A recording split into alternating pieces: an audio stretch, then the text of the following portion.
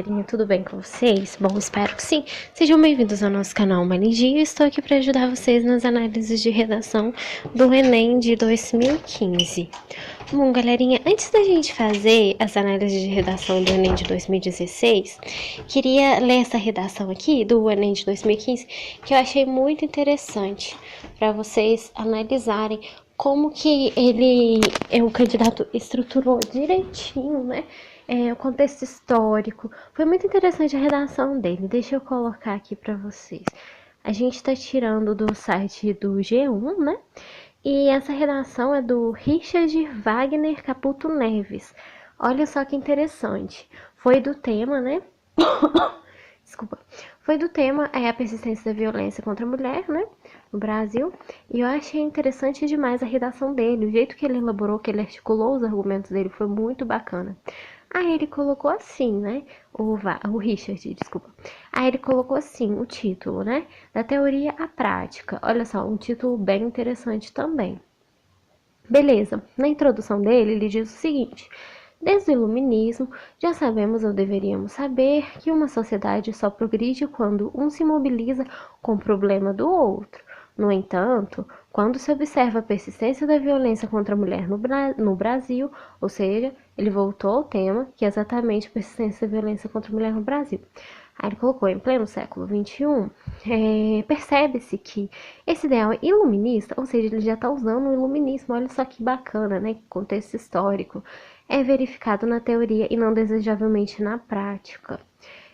Muitos importantes passos já foram dados na tentativa de reverter esse quadro.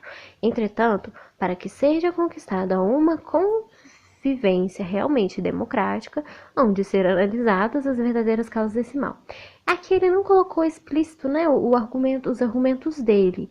Ele deixou implícito na introdução. Mas o que acontece? Com certeza, no segundo parágrafo, ele vai expor um argumento mais forte dele, e no segundo ele vai pôr, ou no terceiro ele vai colocar também um outro segundo argumento forte dele. Aí ele já deixou aqui, né, que ele vai falar sobre as verdadeiras causas desse mal. Então vamos ver o que ele vai abordar nesse tema, né? No primeiro argumento, que seria o segundo parágrafo, depois da introdução, né? Aí ele diz o seguinte, olha só. Em primeira abordagem, geralmente é interessante você começar em primeira abordagem, primeira análise, em primeiro ponto, né? Seria interessante você colocar assim como um primeiro argumento, né? Aí ele diz, em uma primeira abordagem é importante sinalizar que ainda, ele está usando o argumento como coisas verdadeiras, autênticas, comprovadas. Ainda que leis como Maria da Penha tenham contribuído bastante para o crescimento do número de denúncias relacionadas à violência física, moral, psicológica e sexual, onde que ele arrumou isso? Com certeza nos textos optativos, né? Nos textos motivadores, aliás, estão falando sobre isso. Aí ele diz, relacionados à violência física, moral, psicológica e sexual contra a mulher. Ainda se faz presente uma limitação. A questão emocional, ou seja, o medo. Olha só, ele usou isso como argumento, olha que interessante. O medo é uma causa, né? Já está dizendo que é um argumento, ó, que desencoraja inúmeras denúncias. Muitas vezes, a suposta submissão econômica da figura feminina agrava o desconforto. Em outros casos, no âmbito familiar, são instrumentos de perpetuação da violência, o medo de uma retaliação do agressor à violência, à vergonha social, o que desestimula a busca por justiça por direitos, peça-chave na manutenção de qualquer democracia. Então, ele usou o medo como um argumento bem interessante no primeiro parágrafo dele de argumentação. Olha só, o que ele vai dizer depois? Em uma análise mais aprofundada, né, o segundo argumento, devem ser considerados fatores culturais e educacionais brasileiros. Ou seja, está falando sobre fatores culturais e educacionais como argumento. Primeiro ele citou o medo e agora fatores educacionais e culturais. Culturais, aliás, e educacionais, né? Por muito tempo, aí ele vai explicar. A mulher foi vista como um ser subordinado secundário. Esse errôneo enraizamento moral se comunica com a continuidade da suposta diminuição. Continuidade, olha que interessante. O tema não é sobre persistência, continuidade. da suposta diminuição da figura feminina, o que eventualmente acarreta a manutenção de práticas de violência das mais variadas naturezas. A patriarcal cultura verde e amarela ainda citou sobre o Brasil, na cores da bandeira, durante muitos anos foi de encontro aos princípios iluministas, contexto histórico, olha que interessante. Ainda ele que não citou filósofo, mas citou um interessante contexto histórico, o iluminismo, né? De conta aos princípios do iluminismo, da Revolução Francesa, olha que interessante. Nesse contexto, ainda reforçou, nesse contexto é fundamental a reforma de valores da sociedade civil. Olha que bacana a conclusão dele, gente. Olha que interessante como vai solucionar o problema. O que eu achei interessante porque casou direitinho com o tema, o título dele. Olha só como que ele vai abordar, ó.